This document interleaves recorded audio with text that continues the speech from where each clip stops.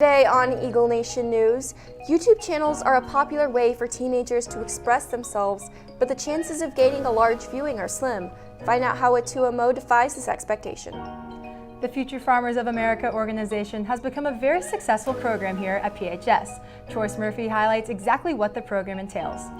Genetics causes families to share common traits or even disorders. Abigail Smith reports on how the Wiswell family knows this to be true with a disorder you may not immediately think of. All this and more today on Eagle Nation News.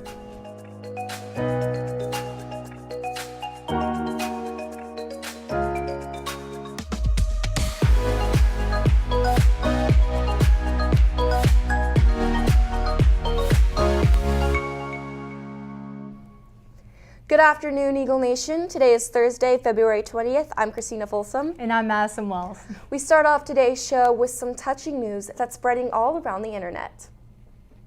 Second grader at Central Elementary School, Avi Cox, is still in awe after a school resource officer took her to their daddy-daughter dance. After losing her father at the start of the year, Avi was desperate for a father-like figure to take her. Lucky for her, Officer Nick Harvey missed attending this dance due to having two grown-up daughters. The best part of the dance for Harvey, sharing ice cream with little Avi the end of the night. In just a short time of 1 year, the federal-backed organization Texas Central will begin building an innovation most of us small-town Prosper residents have never seen before, a high-speed train traveling all the way from Dallas to Houston. This new form of transportation will make the travel time between cities go from 5 hours by car to a small trip of just 90 minutes due to the train's non-stop 200 miles per hour capabilities. Although the train's first passengers aren't expected to step aboard for at least 6 more years, according to Texas Central CEO Carlos Aguilar, the project is shovel-ready without a doubt. Senior A2MO has a YouTube channel that has a substantial amount of subscribers that exceeds the typical amount that a high schooler has. Maddie Wilbanks sat down with him to take a look at what sets him apart from the typical high schooler and what he did to achieve such unordinary success. What's up, everyone? A2MO moved to Prosper High School after being homeschooled while also running his own YouTube channel. So I moved like right around the beginning of the year, so probably around 7-8 months ago, I think around, and I moved from Costa Rica.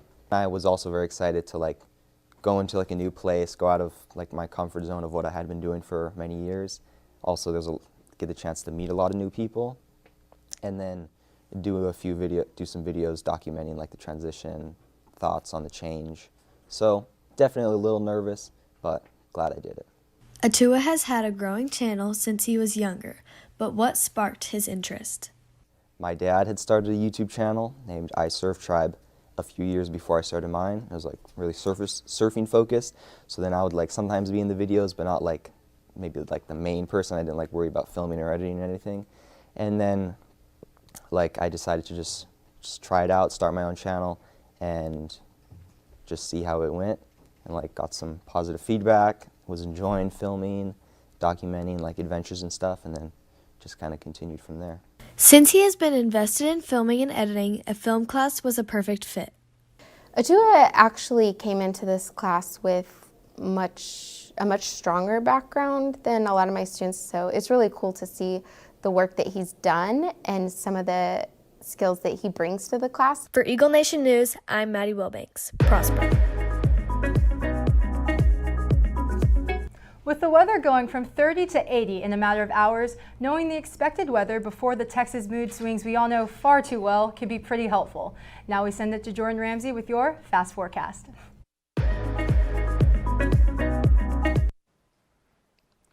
Thanks, Maddie. Today is 49 degrees with 14-mile-per-hour winds, making the real feel a much colder 40 degrees. It is a cloudy day with only 20% precipitation. Moving on to later in the week, tomorrow will remain at 49 degrees, but it will be mostly sunny. The clouds will be returning Saturday with a 54-degree temperature. And thankfully, Sunday through Wednesday will have warmer temperatures and sunny skies. Be sure to be ready for Tuesday with the week high temperature of 63 degrees. That's all I have for you today. Back to you guys at the desk. Thank you, Jordan. Up next, Nate Tompkins is in studio with a rumor that could destroy the spirit of Cowboys fans all across the nation. Stay tuned. It's blueberry, raspberry, your favorite. Here's your favorite blueberry fruit. What are you doing? Oh, don't worry, it's blueberry. I would never get a menthol. I love you.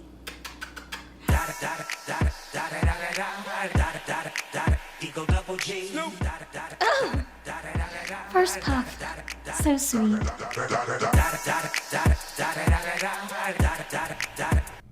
It's no secret that football requires its players to be in the tip-top of physical shape. So just what would happen if one of the Dallas Cowboys' star receivers were to be shot? Nate Tompkins has more on the validity of the rumor that could make or break Amari Cooper's career.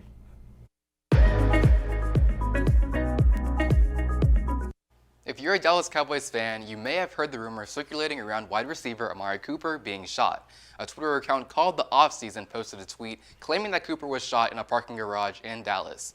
After the rumors and various reports saying the same, Cooper was forced to respond yesterday on Instagram saying that it was fake news and that he's fine. The Dallas Police Department added on saying that they had not found any proof that these claims were true. Former Cowboys wide receiver Dez Bryant also responded to the hoax with a tweet of his own yesterday afternoon. The National Football League, most likely not wanting to stir up any more drama, has now responded to the request to comment on this incident. Be sure to head over to our Twitter at Eagle Nation News for more updates and our website, eaglenation.net, to watch previous episodes. That's all I have for you today. Back to you guys at the desk.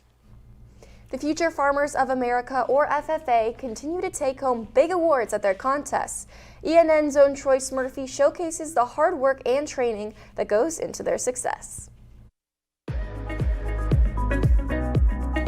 Established in 1928, FFA, which stands for Future Farmers of America, is a national program that allows students to venture into the study of agriculture. I wanted to get into FFA because it gives students a lot of real-life experience with what we want to do in our career. Competing in FFA contests teaches us hard work and how to communicate with others properly in order to get what we need to get done. Before a show, we like to load up the trailer, wash the animals, make sure they're clipped and groomed like they're supposed to be. I show lambs, so every morning I get up early, I go to the barn. Our first and foremost concern is making sure they're taken care of. Although FFA allows students to showcase precious animals, the program also builds discipline required for future careers. I want to go down like the vet path, like I want to be like a vet technician or like a vet, and I think it's just like it helps with like being around animals. Our routine is like we get our pigs up and we get them moving and we go take them a bath and then we get them back over to like the pen area where we hold them and we make sure that their skin and everything looks good. My biggest takeaway from competing is just like you have to like do the work basically before the show to get the outcomes that you want. It's every judge is different, so like they look for different things in like the pigs and stuff and like or for any animal. So it's just like go in there and like try your best. Reporting for Eagle Nation News, I'm Troyce Murphy, Prosper. Now we send it over to Maya Peterson with information on basketball's playoffs and your Game Time Sports updates. We are right around the corner from basketball playoffs, and currently our Eagles are in second place, right behind Allen and ahead of McKinney High. Both teams have shown grit throughout playoffs, going back and forth within their rankings, but our Eagles fought to the end as they closed out McKinney High last Friday on senior night to clinch second place. After the big 67-56 win, I spoke with Coach Ellis, Mondo Battle, and Austin Atkinson to discuss playoff goals. Coach Ellis mentioned he loves the position our Eagles are in right now, saying he didn't want to go into playoffs as the hot team.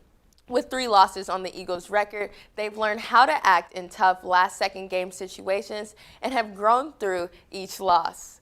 While the big seniors Mondo and Austin both said this year's playoff run will be one to remember. So make sure you go out to support our Eagles as they take on Saxby Tuesday night at 7:30 playing at the Colony. Back to you guys at the desk. Possessing similar traits among family members is common, but what's not so common are 3 members of a family to all share the same disorder. Abigail Smith tells us how this has brought the Wiswall family closer through the daily battles they face.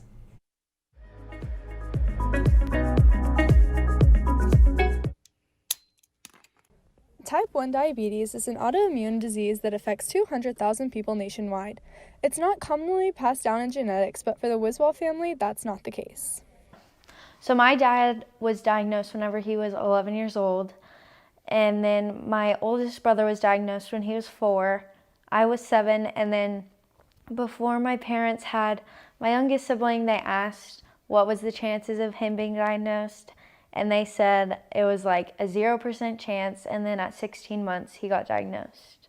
Experiencing my first child being diagnosed with diabetes was really hard because I knew what it meant because his dad had type 1 diabetes, so I knew exactly what we were going to be walking into. A lot of times families are diagnosed with type 1 diabetes and they don't know a thing about it, but fortunately or unfortunately I did. We were told that there was a 1% chance that any child in our family would be type 1, even with dad being a type 1. So to have all 3 end up as type 1s was totally unexpected. While it's obvious that diabetes takes a large physical toll on the body, it also plays a large role on day-to-day life. Alters when you eat dinner and what you eat, as well as it can stop activities if someone's not feeling well or they're high or they're low. Diabetes affects my school by if I'm high or low and I need to stop and go to the nurse and treat my blood sugar, or if I'm high during a test or low during a test, I can't take the test until I'm in good control. My biggest fear regarding diabetes would probably be not waking up to one of my alarms saying I was too high or too low, and probably passing out or having to go to the hospital because I wasn't in good control. Reporting for Eagle Nation News, I'm Abigail Smith. Prosper. That's all the time we have for you today. For Eagle Nation News, I'm Madison Wells. And I'm Christina Folsom. Live long and prosper.